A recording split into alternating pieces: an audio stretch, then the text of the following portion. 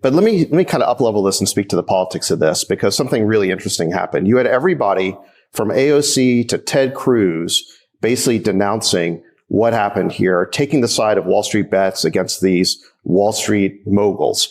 And so what you're seeing now is a new fault line in American politics in the post-Trump era. It's not just about left and right anymore. It's about insider versus outsider.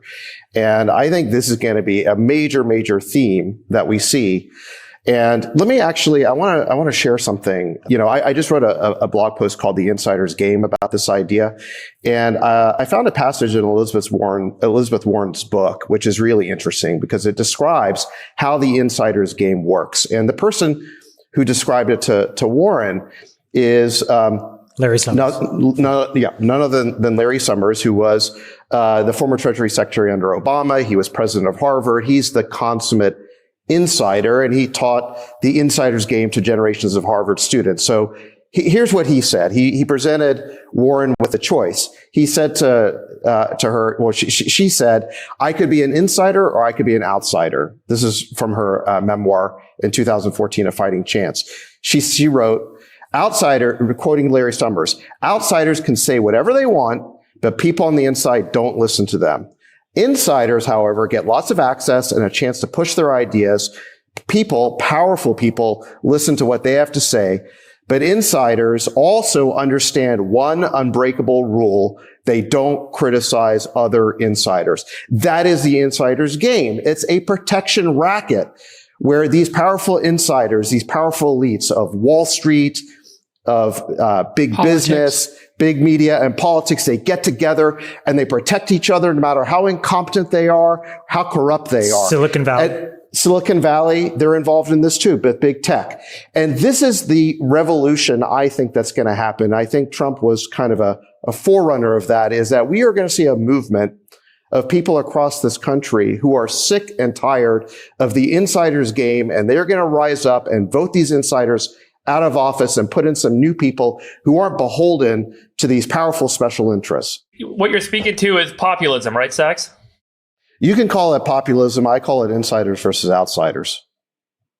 I think it's going to be very important for folks to not be a career anything, meaning career executive, career politician, career regulator, career what if ever you're in sort of like, if you can put that word in front of your sort of existence, I think what people will see is someone who, as you said, thrives on being an insider. And I think that there's just going to be a ton of distrust. Career school administration official, career admissions person.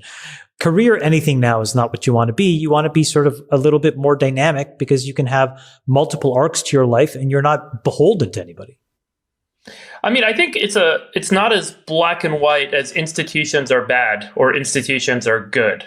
There are many examples where the institutional framework allows for continuity and performance over time. A lot of Trump's rhetoric, and I know that we're past the Trump era at this point, but there was a lot of conversation about this notion of a deep state because there was frustration with how some or many of these institutions, government institutions, were operating.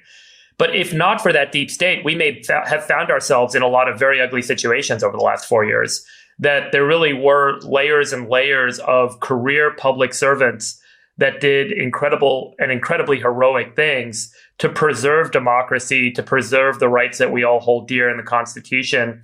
And those were, really important roles. And the institution played a really important role in providing continuity and providing trust and security. And so I think it's easy to bash institutions when things aren't working perfectly, but we also have to keep in mind that it's not that all institutions are always bad. It is absolutely true that there is corruption, but there's certainly benefits that we have to kind of not allow populism to become a runaway framework for how we deal with everything we're frustrated with. I'm not saying that. I think what I'm saying is institutions are critically important. But now I think we have to change the rules for how you can be a part of them and then how long you can stay. So, for example, like if the rule was, you can only be a 2-term politician, wow, that would be, what a cleansing effect that would have on anybody that chose to serve in politics. Up and down the board, at the federal level, at the state level, 2 terms, in and out. California has that. We have a 12-year limit, right? In the state assembly and Senate. And so, I think we're seeing that happen in progressive places like California. Obviously a good segue, but I think very much agree that the notion that there needs to be, we talked about this last time. We need to ensure that the institutions don't become beholden to special interests, and that there isn't accountability, because the failure, the lack of accountability is really where things bloat over time, because you just add stuff on, you don't ever take stuff apart, and ultimately you have kind of an inept, non-functioning institution.